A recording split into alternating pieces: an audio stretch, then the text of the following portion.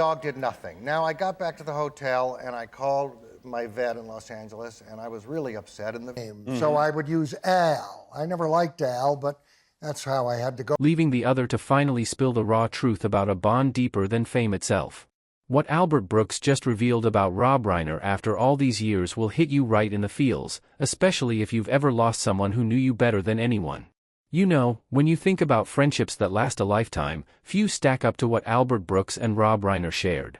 They first crossed paths back in the early 1960s at Beverly Hills High School, both just 14 years old, thrown together in a drama class that would change everything. Albert, born Albert Lawrence Einstein, he changed his name to avoid the shadow of that famous physicist uncle, was already showing signs of the comic genius he'd become, while Rob, son of comedy king Carl Reiner, was shy but full of potential. If this was grass, the worst thing about it there would be no difference as far as Albert's father, Harry Einstein, was a radio comedian known as Parkiakarkus, who tragically died on stage during a roast when Albert was just 11. My oldest friend. Grew up in a house buzzing with stars like Mel Brooks and Sid Caesar, learning the ropes of showbiz from the best, but he was more reserved, especially around girls, as Albert later joked in interviews. As teens, they bonded over improv sketches and late-night drives through Malibu Hills, getting lost and laughing it off, building a trust that carried them through Hollywood's ups and downs. By the late 1960s, Dudley Moore. Oh, I'm in a movie with Dudley Moore. I grew it for this part. Yeah. And I was a little... Rob landing his breakout as Meathead on All in the Family, a role that made him a household name but also typecast him for years.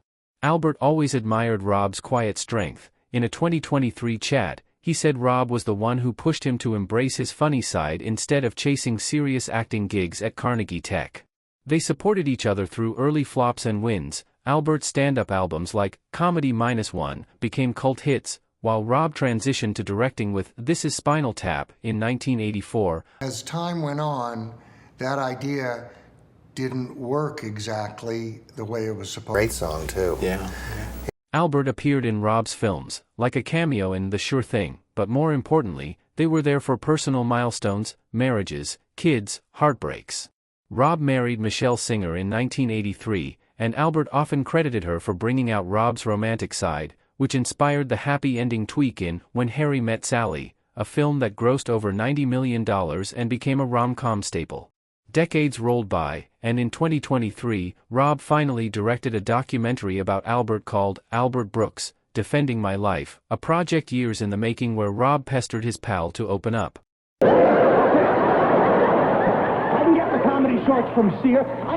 His Oscar-nominated role in Broadcast News, directing gems like Lost in America and Defending Your Life, where he poked fun at life's absurdities with that signature wry wit. In the doc, Rob gushes, "I've always looked up to you because nobody could do what you do," highlighting Albert's innovation in comedy.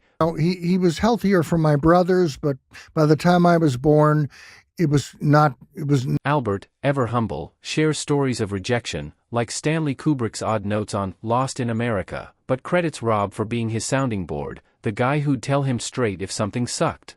Their bond wasn't just professional, it was family-like. Albert recalled visiting the Reiner home as a kid, showing a comedy bit to Carl Reiner, who dismissed it, only for Albert to nail it on TV, teaching him to trust his gut over critics. Rob, in turn, leaned on Albert during tough times, like navigating post-All in the Family fame or dealing with flops like North in 1994, which bombed but didn't break his spirit. As they aged, the friendship deepened with shared wisdom on fatherhood. Albert had kids later in life, while Rob raised 4, including sons Jake and Nick, and daughter Romy. They discussed politics too, both liberal voices, Rob outspoken against Trump, Albert more subtle but supportive, donating to causes quietly. In interviews, Albert teased Rob's shyness with women before Michelle, saying it fueled authentic characters in films like Misery and A Few Good Men. But life threw curveballs. Rob's health scares in the 2010s, including heart issues, made them cherish time more, leading to that 2023 doc where they laughed about getting old. Albert said it felt like therapy, unpacking 60 years of memories, from high school pranks to red carpet triumphs. Fans loved it, with critics calling it a heartfelt tribute to comedy's unsung heroes. Tragedy struck in December 2025, when Rob and Michelle were found stabbed in their LA home, a shocking murder that stunned Hollywood. Their son Nick, 32, was charged with first-degree murder, turning a private family into tabloid fodder. Albert, at 78, was devastated, telling CBS News he's still processing, calling Rob the longest-known person in his life. In that special, Rob Reiner, Scenes from a Life, Albert opened up raw, "I'm still in that not believing it stage," even admitting he dialed Rob's number days after, forgetting for a split second. It was like losing a brother, the one who knew every secret, every joke. Their friendship inspired countless. Billy Crystal, Larry David joined tributes, calling them a special force, dynamic and inspiring. Albert reflected on Rob's legacy, directing classics like The Princess Bride, which enchanted generations with its wit and heart, or Stand By Me, capturing boyhood bonds much like their own.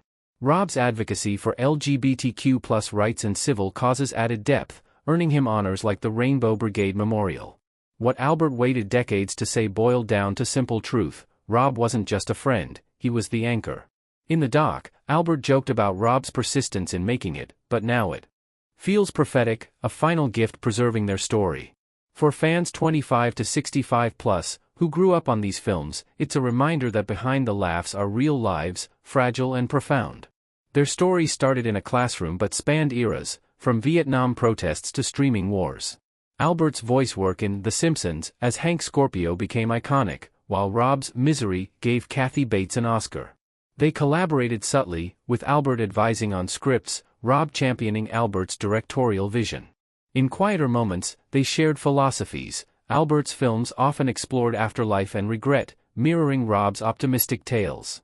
Post-death, Albert's words resonate: "He's the person I've known the longest." It hits home for anyone who's lost a lifelong pal, that void no award can fill. Hollywood mourned with vigils, stars like Michael Douglas sharing stories. Albert's tribute in the CBS special airs as a beacon, celebrating Rob's joy amid sorrow. For us viewers, it's a call to hug friends tight. Life's too short, as these two proved. Shifting gears, let's dive deeper into how Albert and Rob's friendship influenced their work, especially that 2023 documentary that feels even more poignant now. Albert Brooks, Defending My Life, wasn't just a bio, it was Rob's love letter to his best buddy, filmed as a booth chat in an empty restaurant, swapping stories like old times. Rob directed it after years of begging Albert to let him, saying in promo interviews, "Albert's a genius who doesn't get enough credit, I had to defend his life." Albert, always self-deprecating, resisted at first, joking he didn't want to defend anything, but Rob's persistence won out, much like how he convinced Nora Ephron to end When Harry Met Sally. Happily after meeting Michelle. The doc covers Albert's early days, from changing his name to avoid Einstein jokes to his breakthrough on The Tonight Show with Johnny Carson, where he did bits like the mime who talks.